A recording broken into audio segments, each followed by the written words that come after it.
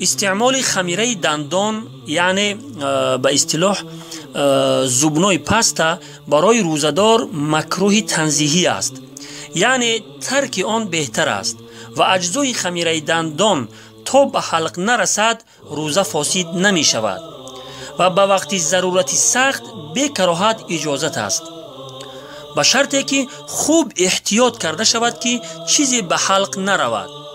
علمای معاصر مذهب حنفی در فتاوای خود خمیره دندان را به خاییدن یا چشیدن چیز به عذر قیاس کرده مکروه نوشته اند. ابن عابدین شامی حنفی رحمه الله نوشته است و مکروه است برای روزدار چشیدن و یا خاییدن چیز به عذر. و در دوام عبارت نوشته است که ظاهر این است که کراهت در این چیزها کراهت تنزیهی است و خمیره دندان که مزه شیرینی و یا تیزی که دارد، برای همین علمای معاصر مذهب حنفی استعمال خمیره دندان را برای روزدار مکروه تنزیهی نوشته‌اند. معنی مکروه تنزیهی خلاف اولا و به حلال نزدیک است، یعنی ترک آن بهتر است.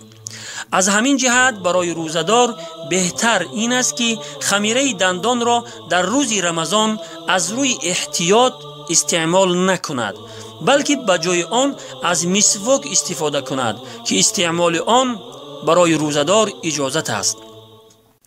صاحب فتاوای دارالعلوم زکریا حضرت مولانا مفتی ضیاء الحق، استاد حدیث و مفتی دانشگاه دارالعلوم زکریا در جنوب افریقا که از علما و مفتی های حنفی مذهب و از مهارت خاصه در اصول فتوا برخوردار است، نوشته است: ولی از آن جهتی که مزه خمیره دندان به مثل مزه مسواک برای انسان مرغوب و دلکش کی نیست، بلکه وسیله برای تازه کردن دندانها که هست، از همین جهت بر استعمال آن زیاده نکیر کردن در کار نیست، یعنی در منع آن زیاده سختگیری کردن در کار نیست.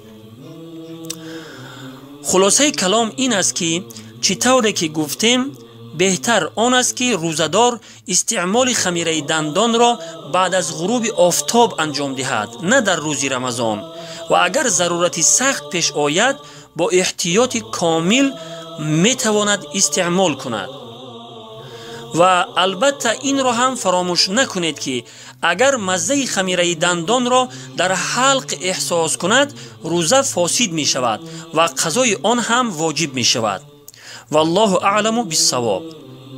حواله و مراجع: فتاوای شامی جلد 2 صفحه 416، ابک مسائل جلد 3 صفحه 191، فتاوای دارالعلوم دیوبند جلد 2 صفحه 404، فتاوای دارالعلوم زکریا جلد 3 صفحه 303، کتاب الصوم باب مفسدات و مکروهات روزه. چرا تو ای شکست دل خدا خدا نمیکنی؟ خدای چاره ساز را چرا صدا نمیکنی؟ به هر لبی دعای تو فرشته بوسه میزند، برای دردی به امان چرا دعا نمیکنی؟